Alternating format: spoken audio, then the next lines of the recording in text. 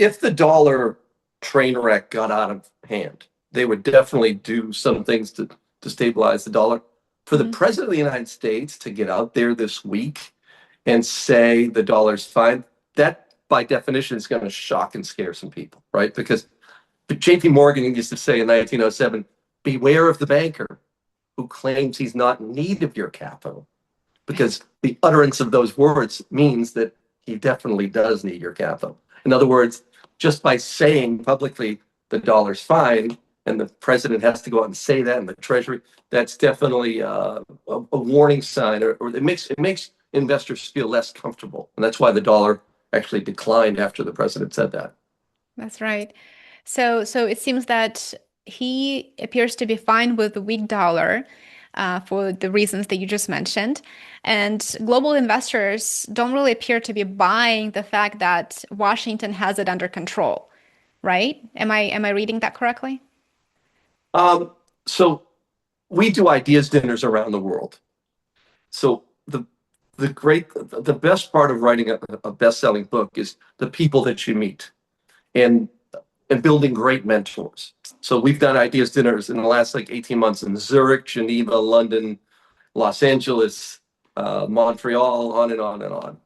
And there's no question that global allocators, especially since the Rose Garden in April, where Trump really put forth this aggressive agenda on trade, and now with Greenland, and remember the Panama Canal issue during the inauguration. So those flexing of the muscles have shocked our trading partners and shocked institutional investors. And what's happened is in the last year, we've had a number of days, especially last April, where you had dollar down, bonds down, and stocks down in the same day. That's something you typically see in an emerging market country. And when you talk to these global allocators around the world, it's very clear that they were overexposed to the dollar. A lot of them have mandates to take down dollar exposure because we reached a point, we really reached a breaking point with the dollar in 2022. It became too strong. Like I said, we've decimated the Rust Belt. There's a lot of things going on with the strong dollar that are really bad. And now global allocators are taking a step back. And so if you talk to pension funds around the world, like, and you really read between the lines, there's a mandate to take down dollar exposure. And that's been going on for like, especially since the Rose Garden of last year. Bissett, kind of the Treasury Secretary, there was a big fire with the dollar, after the Rose Garden in April of last year. And then through the year, the Treasury Secretary, decent communicator in terms of, kind of put out that fire. And now, remember, the midterms are 10 months away now. So the White House wants to be as outrageous as possible now around things like Greenland, around trade threats, because they can't really do that as you get closer to the midterms. And all of that, it's the debasing of the currency. This deficits are almost 6% of GDP, confiscation of property with Russia, sanctions, and then aggressive trade hostilities, and then Greenland.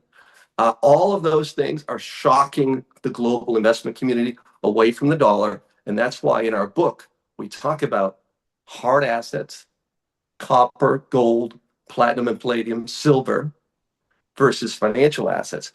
One last stat. Microsoft, as of today, is nearly unchanged for 2 years, with gold and silver up, 100, more than 150%, right? So financial assets, paper certificates, hard assets in a dollar weakening kind of global debasement regime. So we've got the value of the US dollar declining, and the US stock market is actually going up, right? And I read somewhere that over the last 2 years alone, US equity inflows reached above $900 billion. And so help us understand what's going on here.